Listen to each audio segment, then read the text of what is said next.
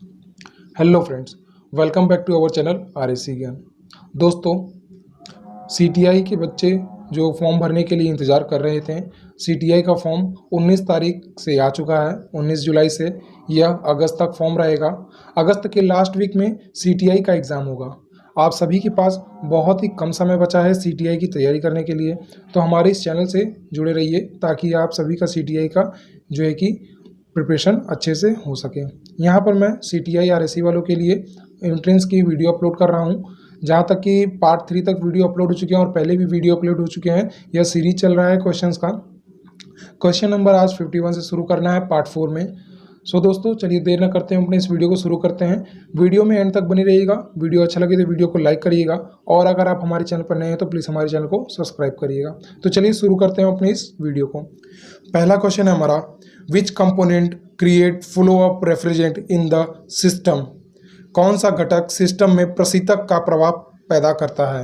पहला ऑप्शन है कंप्रेसर, दूसरा ऑप्शन है वाष्पक, तीसरा ऑप्शन है संघनित और चौथा ऑप्शन है एक्सपेंशन वाल्व। कंप्रेसर को कंप्रेसर ही कहते हैं इंग्लिश में, वाष्पक यानी एवापोरेटर और संघनित मतलब कंडेंसर। तो इसका सही उत्तर है दोस्तों ऑप्शन नंबर पहला, कंप्रेसर। नेक्स्ट क्वेश्चन हमारा, जब वायु रूप ढंग से बंद कंप्रेसर को स्विच ऑन करते हैं तो यह चालू नहीं होता और इससे गुनगुनाहट की आवाज़ नहीं आता। ऐसा निम्न कारण से हो सकता है। किस कारण से हो सकता है कि इससे गुनगुनाहट की आवाज़ भी नहीं आती है और कंप्रेसर जो होता है वह चालू नहीं होता है। पहला ऑप्शन है दोषपूर्ण स्टार्टिंग कैपेसिटर, दूसरा ऑप्शन है ओपन सर्किट मोटर वाइंडिंग, तीसरा ऑप्शन है वोल्टेज की निम्न आवृत्ति और चौथा ऑप्शन है जब्त कंप्रेसर। तो इसका सही उत्तर है दोस्तों ऑप्शन नंबर दूसरा, ओपन सर्किट मोटर की वाइंडिंग हो सकती है। ऐसा कुछ कारण हो सकता है जिसकी वजह से हमारा जो है मोटर आवाज़ नहीं कर रहा है कंप्रेसर का और वह चालू नहीं होता है। अगला क्वेश्चन है हमारा, थर्मो कंप्रेसर पर कार्य करता है। किस पर काम करता है, किसके नियम पर काम करता है जान लेते हैं। पहला ऑप्शन है पास्कल का नियम, दूसरा ऑप्शन है बर्नौली का सिद्धांत, तीसरा ऑप्शन है डाल्टन का नियम और चौथा ऑप्शन है एवोगाद्रो का नियम। तो इसका सही उत्तर है दोस्तों ऑप्शन नंबर दूसरा, बर्नौली का सिद्धांत यानी बर्नौली का प्रमेय से हमारा जो होता है थर्मो कंप्रेसर कार्य करता है। अगला क्वेश्चन है हमारा, नीचे आरेख में रेफ्रिजरेशन चक्र दिखाया गया है, निम्न में से कौन सा कथन सही है। यह जो आपको रेफ्रिजरेशन चक्र दिखाया जा रहा है, इनमें से चारों ऑप्शन में से कौन सा कथन जो है इस पे सही होगा। पहला ऑप्शन है रेखा ए के ऊपर सिस्टम का पार्ट निम्न दाब पक्ष है। ऑप्शन नंबर 2, रेखा ए के नीचे सिस्टम का पार्ट उच्च दाब पक्ष पर है। ऑप्शन नंबर तीसरा, दोनों कथन सत्य है और ऑप्शन नंबर चौथा, दोनों कथन असत्य है। तो इसका सही उत्तर दोस्तों ऑप्शन नंबर चौथा, सभी कथन जो है वह असत्य हैं। अगला क्वेश्चन है हमारा, रेफ्रिजरेटर में दिया गया कौन सा कंट्रोल कंप्रेसर मोटर वाइंडिंग्स क्षतिग्रस्त होने से बचा सकता है। पहला ऑप्शन है स्टार्टिंग रिले, दूसरा ऑप्शन है ओवरलोड प्रोटेक्टर, तीसरा ऑप्शन है थर्मोस्टेट और चौथा ऑप्शन है उपरोक्त सभी। तो इसका सही उत्तर है दोस्तों ऑप्शन नंबर दूसरा, ओवरलोड प्रोटेक्टर जो होता है कंप्रेसर मोटर की वाइंडिंग्स को क्षतिग्रस्त होने से बचा सकता है। कि अगर ओवरलोड होता है तो हमारा ओवरलोड प्रोटेक्टर जो होगा वो पहले उड़ जाएगा, कंप्रेसर मोटर को कुछ नहीं होगा। दूसरा ऑप्शन है अवशोषण रेफ्रिजरेशन सिस्टम में वाष्प कंप्रेशन सिस्टम को कंप्रेसर को द्वारा बदलते हैं। पहला ऑप्शन है अवशोषक, दूसरा ऑप्शन है जनरेटर, तीसरा ऑप्शन है पंप और चौथा ऑप्शन है उपरोक्त सभी। तो इसका सही उत्तर है दोस्तों ऑप्शन नंबर चौथा, उपरोक्त सभी यानी अवशोषक, जनरेटर और पंप द्वारा हम बदल सकते हैं।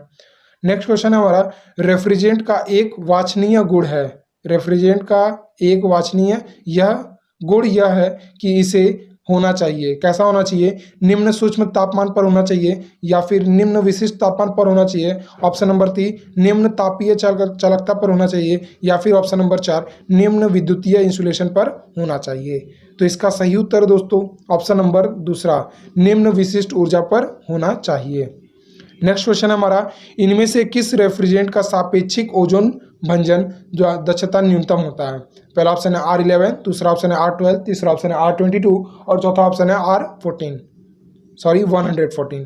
तो इसका सही उत्तर दोस्तों ऑप्शन नंबर तीसरा, R22 का जो होता है सापेक्षिक जो ओजोन भंजन होता है दक्षता वह सबसे न्यूनतम होता है। अगला क्वेश्चन है, प्लेट प्रकार की वाष्पक का प्रयोग प्रायः में किया जाता है। इसका सही उत्तर दोस्तों ऑप्शन नंबर चौथा, दो कंपार्टमेंट वाले रेफ्रिजरेटर में प्लेट प्रकार के वाष्पक का प्रयोग किया जाता है, यानी इवापोरेटर, प्लेट टाइप इवापोरेटर का प्रयोग जो होता है दो कंपार्टमेंट वाले रेफ्रिजरेटर में किया जाता है। अगला क्वेश्चन है, घरेलू रेफ्रिजरेटर में प्रयुक्त एक्सपेंशन वाल्व होता है। पहला ऑप्शन है कैपिलरी ट्यूब, दूसरा ऑप्शन है नियत दाब एक्सपेंशन वाल्व, तीसरा ऑप्शन है थर्मोस्टैटिक एक्सपेंशन वाल्व और चौथा ऑप्शन है फुल फ्लोट वाल्व। तो इसका सही उत्तर है दोस्तों ऑप्शन नंबर 1 कैपिलरी ट्यूब। घरेलू रेफ्रिजरेटर में प्रयुक्त एक्सपेंशन वाल्व जो होता है वह कैपिलरी ट्यूब होता है। नेक्स्ट क्वेश्चन है हमारा, फ्लैट टाइप चिलर एप्लीकेशन में प्रयुक्त एक्सपेंशन वाल्व होते हैं। इसमें भी वही ऑप्शन दिए गए हैं। इसका सही उत्तर है दोस्तों ऑप्शन नंबर चौथा फ्लोट वाल्व में। देखिए फ्लैटेड टाइप चिलर एप्लीकेशन में फ्लोट टाइप होता है और घरेलू रेफ्रिजरेटर में कैपिलरी ट्यूब टाइप होता है। अगला क्वेश्चन है, अमोनिया को किसी और नाम से भी जाना जाता है। किस नाम से जाना जाता है? R707 पहला ऑप्शन, दूसरा ऑप्शन 717, तीसरा ऑप्शन R727 और चौथा ऑप्शन है R737। अमोनिया को और किस नाम से जाना जाता है? तो इसका सही उत्तर है दोस्तों ऑप्शन नंबर दूसरा 717, यानी अमोनिया को 717R के नाम से जाना जाता है। अगला क्वेश्चन है हमारा, नीचे आरेख में FT यानी फील्ड इफेक्ट ट्रांजिशन दिखाया गया है। गेट के अतिरिक्त दो अन्य इलेक्ट्रोड हैं, यह कौन से इलेक्ट्रोड हैं? पहला ऑप्शन है कैथोड और एनोड, दूसरा ऑप्शन है बेस और एम्पलीफायर, तीसरा ऑप्शन है ड्रेन और सोर्स और चौथा ऑप्शन है सोर्स और एम्पलीफायर। तो इसका सही उत्तर है दोस्तों ऑप्शन नंबर तीसरा ड्रेन और सोर्स। ये जो आपको दो इलेक्ट्रोड दिखाए जा रहे हैं यह कौन कौन से इलेक्ट्रोड है? पहला है ड्रेन और दूसरा है सोर्स। अगला क्वेश्चन है हमारा, जेनर डायोड के बारे में क्या सत्य है? तो इसका सही उत्तर है दोस्तों ऑप्शन नंबर तीसरा, इसे वोल्टेज रेगुलेटर सर्किट में प्रयोग किया जाता है। जेनर डायोड का प्रयोग हम कहाँ करते हैं? वोल्टेज रेगुलेटर सर्किट में। नेक्स्ट क्वेश्चन हमारा, ट्रांसफार्मर वह डिवाइस है। पहला ऑप्शन है वोल्टेज को स्टेप अप या स्टेप डाउन कर सकते हैं, दूसरा ऑप्शन है इलेक्ट्रॉनिक इंडक्शन के माध्यम से कार्य करता है, तीसरा ऑप्शन है पावर को बदले बिना कार्य कर सकता है, तीसरा ऑप्शन है उपरोक्त सभी। मुझे लगता है इसका आंसर लगभग सभी लोग को पता होगा। ट्रांसफार्मर वह डिवाइस है जो यह सारे काम को कर सकता है, वोल्टेज को स्टेप अप स्टेप डाउन भी करता है, इलेक्ट्रॉनिक इंडक्शन के माध्यम से प्रवेश भी कर सकता है और तीसरा ऑप्शन है पावर को बदलने बिना भी कार्य कर सकता है। यह हमारा ट्रांसफार्मर का कार्य होता है, इसीलिए हमारा चौथा ऑप्शन सही है। अगला क्वेश्चन है, 3 फेज इंडक्शन मोटर में बिना लोड के दौरान पावर फैक्टर होगा। कैसा होगा पावर फैक्टर? पहला ऑप्शन है निम्न, दूसरा ऑप्शन है माध्यम, तीसरा ऑप्शन है उच्च और चौथा ऑप्शन है ऋणात्मक। तो इसका सही उत्तर है दोस्तों ऑप्शन नंबर 1 निम्न। 3 फेज इंडक्शन मोटर में बिना लोड के दौरान पावर फैक्टर निम्न होगा। अगला क्वेश्चन है हमारा, किसी इंडक्शन मोटर को स्टार्टिंग बलागुण अच्छा होता है। कब अच्छा होता है? आइए जान लेते हैं। इसका सही उत्तर है दोस्तों ऑप्शन नंबर पहला, स्लिप रिंग इंडक्शन मोटर का स्टार्टिंग बलागुण स्क्विरल केज इंडक्शन मोटर से अच्छा होता है। देखिए स्लिप रिंग इंडक्शन मोटर का बलागुण जो होता है वह स्क्वायरल केज इंडक्शन मोटर से अच्छा होता है। अगला क्वेश्चन है हमारा, रेफ्रिजरेटर में रेफ्रिजरेंट का कम चार्ज होने का कारण क्या होगा? पहला ऑप्शन है COP में बढ़ना, दूसरा ऑप्शन है COP में घटना, तीसरा ऑप्शन है क्षमता में वृद्धि और चौथा ऑप्शन है कोई प्रभाव नहीं होगा। तो इसका सही उत्तर है दोस्तों ऑप्शन नंबर दूसरा, COP में घटना हो जाएगा, मतलब कम होगा COP। रेफ्रिजरेटर में अगर रेफ्रिजरेंट हम कम चार्ज करते हैं तो। अगला क्वेश्चन है, कौन सा कंप्रेसर उच्च क्षमता और उच्च आयतन प्रवाह दर के लिए उपयुक्त होता है? पहला ऑप्शन है स्क्रू कंप्रेसर, दूसरा ऑप्शन है स्क्रॉल कंप्रेसर, तीसरा ऑप्शन है सेंट्रीफ्यूगल कंप्रेसर और चौथा ऑप्शन है रेसिप्रोकेटिंग कंप्रेसर। देखिए इस ऑप्शन में आप जो है कि सारे कंप्रेसर के बारे में भी जान रहे हैं कि हमारे पास कौन कौन से कंप्रेसर होते हैं। पहला होता है स्क्रू केज, दूसरा होता है स्क्रॉल कंप्रेसर, तीसरा होता है सेंट्रीफ्यूगल कंप्रेसर और चौथा होता है रेसिप्रोकेटिंग कंप्रेसर। तो इसका सही उत्तर है दोस्तों ऑप्शन नंबर तीसरा, सेंट्रीफ्यूगल कंप्रेसर।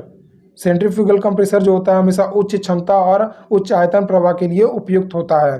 अगला क्वेश्चन है हमारा, कैपिलरी ट्यूब में विस्तार के दौरान तापीय धारिता होती है कितनी क्या ऐसी होती है, बढ़ती है या घटती है? तीसरा ऑप्शन है समान रहता है और चौथा ऑप्शन है बढ़ या घट सकता है।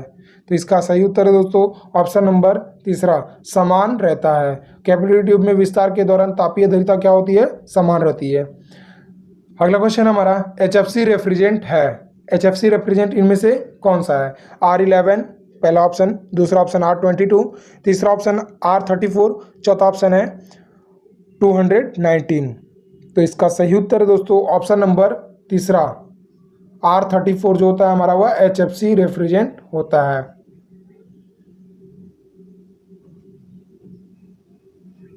अगला क्वेश्चन हमारा, घरेलू रेफ्रिजरेटर की क्षमता लगभग होती है, घरेलू रेफ्रिजरेटर की क्षमता कितने में होती है? यह क्वेश्चन मैंने पहले भी पूछा था, इस बार भी मैं पूछ रहा हूँ। पहला ऑप्शन है 0.1 टन, दूसरा ऑप्शन है 0.5 टन, तीसरा ऑप्शन है 1.0 टन और चौथा ऑप्शन है 1.5 टन। इसका सही उत्तर है दोस्तों ऑप्शन नंबर पहला, घरेलू रेफ्रिजरेटर की क्षमता जो होती है वह 0.1 टन होती है। पढ़ते हैं अपने अगले क्वेश्चन की ओर। अगला क्वेश्चन हमारा, फाइबर ग्लास इंसुलेशन के उत्पादन के लिए प्रयुक्त मटेरियल होता है। पहला ऑप्शन है टॉल्क, दूसरा ऑप्शन है पमिस, तीसरा ऑप्शन है जिप्सम और चौथा ऑप्शन है सिलिका। तो इसका सही उत्तर है दोस्तों ऑप्शन नंबर चौथा, सिलिका। फाइबर ग्लास इंसुलेशन के उत्पादन के लिए प्रयुक्त मटेरियल जो होता है वह सिलिका होता है। नेक्स्ट क्वेश्चन हमारा, कौन सा इंसुलेटिंग मटेरियल घरेलू रेफ्रिजरेटर में प्रयोग नहीं होता है? इसका सही उत्तर है दोस्तों ऑप्शन नंबर तीसरा, रबड़। रबड़ जो होता है वह घरेलू रेफ्रिजरेटर में प्रयोग नहीं होता है इंसुलेटिंग माध्यम में। अगला क्वेश्चन है हमारा, प्रशीतक के रूप में अमोनिया का प्रयोग होने वाले रेफ्रिजरेशन सिस्टम में लीकेज का पता कैसे लगता है? पहला ऑप्शन है साबुन और पानी से, दूसरा ऑप्शन है सल्फर छड़ी से, तीसरा ऑप्शन है हैलाइट टॉर्च से और चौथा ऑप्शन है जलता मोमबत्ती से। अमोनिया का प्रयोग होने वाले रेफ्रिजरेशन सिस्टम में लीकेज का पता हम किस प्रकार करेंगे? इसका सही उत्तर है दोस्तों ऑप्शन नंबर दूसरा, सल्फर की छड़ी से हम अमोनिया जो किसी अगर रेफ्रिजरेशन सिस्टम में अमोनिया प्रवाहित हो रही है प्रशीतक के रूप में तो उसका हम जो है कि लीकेज पता करेंगे सल्फर की छड़ी से। अगला क्वेश्चन हमारा, प्रशीतक के संदूषण में के क्या कारण है? प्रशीतक के संदूषण के क्या कारण है? पहला ऑप्शन है प्रशीतक में नमी, दूसरा ऑप्शन है तेल का स्तर निम्न, तीसरा ऑप्शन है तेल का स्तर उच्च और चौथा ऑप्शन है गैस की कमी। तो इसका सही उत्तर है दोस्तों ऑप्शन नंबर ए, प्रशीतक में कमी है। प्रशीतक के संदूषण के कारण जो है, प्रशीतक में नमी के कारण प्रशीतक के संदूषण होते हैं। अगला क्वेश्चन है हमारा, एयर कंडीशनिंग में एयर डिफ्यूजर का कार्य क्या है? पहला ऑप्शन है वायु स्वच्छ करना, दूसरा ऑप्शन है इच्छित पैटर्न में वायु के प्रवाह को भेजना, तीसरा ऑप्शन है एयर कंडीशनिंग के शोर को कम करना और चौथा ऑप्शन है वायु के सापेक्षिक आर्द्रता को नियंत्रित करना। एयर कंडीशनिंग में एयर डिफ्यूजर का क्या काम है? तो इसका सही उत्तर है दोस्तों ऑप्शन नंबर दूसरा, इच्छित पैटर्न में वायु के प्रवाह को भेजना। जिस प्रकार का उसमें पैटर्न बना है उस प्रकार से वायु को भेजना एयर डिफ्यूजर का काम होता है। अगला क्वेश्चन है, फ्लैडेड प्रकार के वाष्पक में प्रयुक्त एक्सपेंशन डिवाइस होता है, कौन सा डिवाइस होता है? कैपिलरी नलिका, दूसरा ऑप्शन है फ्लोट वाल्व, तीसरा ऑप्शन है थर्मोस्टैटिक डिवाइस और चौथा ऑप्शन है सेल्फ इवाट्यूएटेड एक्सपेंशन वाल्व। इसका सही उत्तर है दोस्तों ऑप्शन नंबर दूसरा, फ्लोट वाल्व। फ्लैडेड प्रकार के वाष्पक में प्रयुक्त एक्सपेंशन वाल्व होता है फ्लोट वाल्व होता है। अगला क्वेश्चन है, वोल्ट्रेक्स ट्यूब यानी अपरंगत प्रशीतन सिस्टम के बारे में क्या कथन सत्य नहीं है? पहला ऑप्शन है यह वायु का प्रयोग प्रशीतक के रूप में करता है, दूसरा ऑप्शन है यह भार में हल्का होता है, तीसरा ऑप्शन है इसे कम जगह की जरूरत होती है और चौथा ऑप्शन है इससे कई गतिमान पार्ट होते हैं। इसका सही उत्तर है दोस्तों ऑप्शन नंबर डी, इसके कई गतिमान पार्ट होते हैं। वोर्टेक्स ट्यूब प्रशीतन सिस्टम के बारे में यह कथन जो है सही नहीं है कि इसके कई गतिमान पार्ट होते हैं। अगला क्वेश्चन हमारा, वोर्टेक्स ट्यूब प्रशीतन सिस्टम के अनुप्रयोग का निम्न में से कौन सा उदाहरण है? पहला ऑप्शन है इलेक्ट्रॉनिक घटक का स्थानीय प्रशीतन, दूसरा ऑप्शन है खानों में कामगारों के शरीर को ठंडा रखना, तीसरा ऑप्शन है उपयुक्त में दोनों और चौथा ऑप्शन है इनमें से कोई भी नहीं। इसका सही उत्तर है दोस्तों ऑप्शन नंबर दूसरा, उपरोक्त में दोनों यानी इलेक्ट्रॉनिक घटक का स्थानीय प्रशीतन, और दूसरा ऑप्शन खानों में कामगारों के शरीर को ठंडा रखना वोर्टेक्स ट्यूब प्रशीतन सिस्टम का अनुप्रयोग है। सो दोस्तों, ये सारे क्वेश्चन आपको कैसे लगे कमेंट ज़रूर करिएगा। आपको अगर किसी भी क्वेश्चन में परेशानी हो रही हो तो आप मुझे स्क्रीन पर दिख रहे नंबर पर व्हाट्सअप कर सकते हैं और साथ ही साथ ऑनलाइन टेस्ट ग्रुप में भी जुड़ सकते हैं। Thank you friends.